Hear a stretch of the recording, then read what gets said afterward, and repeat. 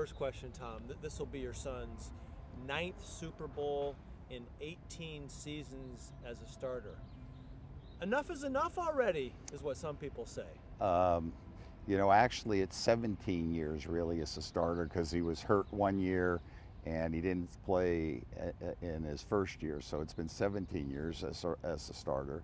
Yeah, it's almost like a broken record. Yeah. It's kind of, frankly, I like broken records. If we, in the middle of this season, we had our ups and downs or ebbs and flows, and not very many people thought that we still had the right stuff. And fortunately, the Patriots are playing their best football right now, and they've been able to rally back. So here we are. 4 or 5 weeks ago, when we lost 2 in a row, we lost to Tennessee and then lost to Pittsburgh, and we were kind of giving up for dead. But yeah, we're heading for Atlanta next week, and happy as can be. All right, before I ask you the next one, can we fix the microphone cord real quick, just because it's cool? Yeah, just kind of tuck it in. Okay. Yeah. No, but all kidding aside, I mean, do you sense at all? I guess people don't talk to you about it, but the people that I talk to, there is a sense of, and it's a good problem to have for you, this Patriots fatigue. I mean, you guys are there every year, but I guess for you, have you been to all these Super Bowls? Oh, of course. So it never gets old. No, it never gets old. But I remember. I mean, I was a 49er fan back in the 50s with Frankie Albert and then John Brody and Joe Montana. But I remember in the 70s, the Rams beat us 18 times out of 20 times playing. I never wanted to see a Rams uniform. I hated their horns on their helmets. I hated their blue and yellow uniforms. And then the Cowboys in the 90s, I loved the 49ers in the 80s, but the Cowboys in the 90s, I hated the star and the whole deal. So I understand the sentiment that people have with having the Patriots win. And I know last week they had a graph where 45 of the 50 states were rooting for the Chiefs. The only people rooting for the 49ers were the New England states. And this week I saw another one yesterday where 45 states out of 50 states want the Rams. They just are so tired of the Patriots because, with all due respect, we've kind of had a pretty good run against them. Well, so you think back 17 years ago to your son's first Super Bowl. How has this experience changed for you as a father over the last better part of 2 decades? Well, the first one, we were exultant to even get there. Again, coming back and playing against the Rams and the greatest show on turf and Kurt Warner, who's spectacular. And lo and behold, we kind of got there, and we won it. And I mean, that's the greatest. And then getting to a second and a third and a fourth and a fifth and a sixth and a seventh and an eighth and a ninth. It's beyond bizarre. I mean, to get to one is awesome, because there's so many guys in the NFL that never had that privilege, and then to get to 2 or 3 or 4, and now to get to 9th, it's I just can't even put it into words. I'm as you use the term, I'm fatigued by just thinking of these trips that we make every other year to the Super Bowl site for more parties. Do you get less nervous? No, every game is nervous, even during the regular season. It's just not I mean, my doctor loves it. He keeps having to fill my Valium pills and keep me going. So it's just, every game's nervous. And and frankly, it's no different. People say, gee whiz, you must be really nervous when your kid plays in a Super Bowl. And my response has always been, I was really nervous, just like you're nervous when your 10-year-old kid is up to the plate in baseball, hoping that he gets a hit. You're all in. And things don't change when when they moved on to a higher level of competitive sports, because you're all in at 7 years of age. It's just that's the role of a parent. You got to be nervous for your kids. And it's the same level of pride all the way through. Yeah, absolutely. We're just tickled that for Tommy, he's had the level of success that he's had, because that was his fondest dream, and to be able to have your son or your daughter, and in my case, the same thing, the highest level of success that you can have. My goodness, we're so appreciative and so thankful that this continues to happen. How much of this success can he take from his father in terms of what attributes did he get from you and his mom? Well, wait a sec. He's 42 years of age, or 41 years of age, and he was only under our roof for 18 years. So he was just a very young man leaving San Mateo, heading off to Michigan and to New England, and so frankly, we don't take much credit for it. We're hardworking, and he's hardworking, and that kind of stuff. But he's done this with the help of so many other people that, we're not in the rear view mirror. We're kind of in the side view mirror, but we're not the ones that put him here. But if there's one thing you told me, which I'm assuming he got from you, competitiveness. You hate to lose. Well, yeah, we have a very competitive family. My wife's very competitive. My daughters are very competitive. I'm very competitive, and I don't know if that's.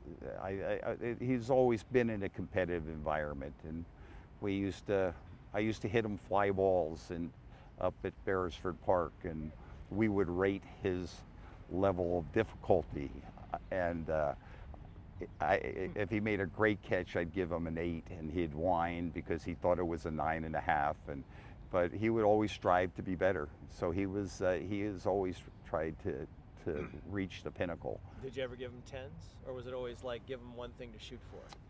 I may have given him one in 100,000 fly balls, but I don't even remember that. Do you still give him advice? He doesn't need my advice anymore. I think. But I think he wants to. He just loves to hear our voice. He doesn't need our advice. He's, 40-year-old men or 41-year-old men don't want to necessarily take the advice of their parents anymore. All right. Well, by now most everybody knows his story. 199th pick overall, in the 6th round, and he's the 7th quarterback taken in that draft. And I know that has motivated him with that sort of chip on his shoulder to sort of prove everybody wrong who passed on him, including the 49ers. But now, after 5 Super Bowl wins and in his 9th Super Bowl here, can he possibly still be using that as motivation at all? I think so. Absolutely. That's kind of soldered into his soul that he wasn't worthy enough. And it started even before that. When he was at Michigan, he was the 7th quarterback. When he was at Sarah, he was the backup quarterback on a team that went 0-8, didn't score a touchdown the whole season, and he didn't get into the game once as a quarterback. So I mean, this is not just a slight tweak. This is something that, through his entire athletic career on the football field, he's had a fight for everything he's gotten. I mean, how has he done this? I mean, how is it possible that every coach at every stop, when he first got there, has sort of overlooked him, and then he had to fight his way into saying, "I'm the guy. Look at me." Yeah. And now, look where he is. How is that possible? He doesn't have the measurables necessarily. When he ran at the combine, I think there had been something like 325 quarterbacks that had run the 40-yard dash, and when he ran the 40-yard dash, he was the first quarterback that they ever used a sundial to time him. So I mean, necessarily you don't the fastest guy or whatever, but I'll tell you what, there were 325 quarterbacks in front of him. he has no doubt been the hardest working of the 325 to work on his deficiencies to make them better, as well as to work on his positives to make them better as And well. still to this day. Absolutely. Okay. Yeah. There's a new crop of quarterbacks, young quarterbacks. We saw him go through one in the AFC Championship, Patrick Mahomes, Jared Goff on the other side of the field in the Super Bowl is another one, Baker Mayfield. I mean, there's a whole bunch of them. Yeah. How much motivation does Tom draw from showing everyone, just to draw on that chip on the shoulder idea, that I'm not ready to pass the baton yet to these young guys? Yeah, I definitely think, for example, at the end of the last game, I've never ever seen him have a wider smile, because it was obviously the absolute stud in Patrick Mahomes against the old decrepit guy, prize fighter that's fighting through the 14th round, and he showed the young guy that it's okay to be old because he's got as much or more fight in him than he's ever had before. So it was a pretty good, pretty happy time for him. Talking about one of those young quarterbacks now, Jared Goff, what do you see as the father of a quarterback, a Super Bowl quarterback 9 times now? What do you see in Jared Goff? Well, I see a little bit of the same situation. Jared had a great college career, but his first year in LA was a disaster. It was not at all what I mean, he's had some major setbacks and had to wither a tremendous amount of criticism for him to now have Sean McVay, who's a stud coach, and but you know, he was taking a beating down there for a while until Sean came in with the correct system and has helped him flourish. Yeah. And you know, it's tough as a young quarterback in the NFL, especially when you're a #1 draft pick. I mean, there were great expectations of him the day that he walked into that facility, and it didn't happen, and he got beaten up pretty badly. But he's just come back and played terrifically, and as a result, we got our hands full with one of the very best young quarterbacks in the league to try and win this next one. Well, like I said, we're going to talk to his dad as well, and we might do, like, you know, Super Bowl the Super Bowl quarterback dads type of Bay Area Super Bowl quarterbacks. Without revealing any secrets, though, and this is kind of fun. I mean, any advice for Jerry in terms of, you've been to the Super Bowl 9 times, in terms of just dealing with the whole thing? Like, what have you learned over? Oh, you just enjoy it. Yeah. Just enjoy it, and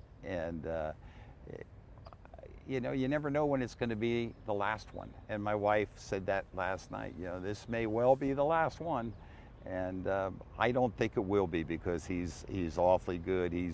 They got a wonderful team organization down there, and I think he'll be back many times. But for the dad and mom, just enjoy every minute of it. I hope, frankly, that they don't enjoy this one quite as much at the end, but I love the fact that he's a Marin Catholic guy, and they're a wonderful family. I've just heard great things about him over the last few years. Well, you mentioned you think Jared's going to be back because that's a good organization and a young coach, and the synergy between Goff and McVay is obviously something very special. But your son, he's 41 years old, so there's nothing that says that he can't be back at age 42 or 43, but you see it's going to come to an end at some point. Do you ever talk retirement with him? And just future goals? And what yeah, I mean, he's got a bunch of things going on, but there's nothing more that he likes than playing football. He loves everything involved in the entire process. Working out in the spring, he likes the locker rooms, likes the work, he likes the workouts, he likes the food, he likes everything that is making him perform at this level when he's 41. And Tom House, his quarterback coach and throwing coach, says there hasn't been an ounce of fall off in his play. So I think he's going to go until he says, "Hey, I just can't do it anymore," and I'm starting to detect a little bit of change in my attitude. So I don't know that it'll be in the next year or two or three. It may, to a certain extent, be what Bill Belichick says, that I don't need you anymore and I want to bring somebody else in to compete and carry on the tradition of the Patriots for the next 20 years. Well, we watched that firsthand, sort of, with Joe Montana at the end of his career, Sure. how he moved on to Steve Young. Yes. But knowing that whether it's a year, 2 years, 3 years, does it kind of force you to sort of savor maybe this one just a little bit more, not knowing if there's going to be? I don't know if it's more. I savor every one of them for what they're worth. You know, I mean, every one of them is, we're living in the present, you know, and tomorrow will take care of itself. All right. Your final question. Your son has set pretty much every record there is. If he wins this Super Bowl, he'll be the only NFL player ever to win 6 Super Bowls. No one's ever been to more than him. He's in that unprecedented realm of being called the GOAT, the greatest of all time. And not many people even around here are arguing. Used to be, well, Joe Montana and can you tell us what that feels like as a dad of somebody whose son is being called the greatest of all time? You know, I know how he perceives that, and somebody once said that to him, and I was within earshot, and he said, "I don't even want to go there. That's not even in my realm." And for me, you know, he's still the same son. So you know, frankly, to hear it, I love to have my son appreciated. But whether he's, you know, I just appreciate for what the compliments are fine, and it's great from other people. But the reality is he's enjoying what he's doing, and that's all I'm really caring about. So that might sink in later, but not now. Yeah, maybe it is, but I'm not sure. I'm not sure, frankly, what it means at the end of the day. At the end of the day it's an opinion, and everybody has opinions, good and bad, and we're good with him finishing his career and being healthy. Okay. Thank you. Thanks. Yeah, nice job. Oh wait, can we get a shot of the ring? Which ring is this now? That's his first one. He gave me That's his the first first one about 4 weeks after he got it. And I said, "I'll take your next one." He wanted to give it to me. I said, "You take it. I'll take the next one." He said, "Dad, I want you to have the first one. I'll take the next one." That's the first one. Huh? Yeah. Can you just hold it still and we'll get a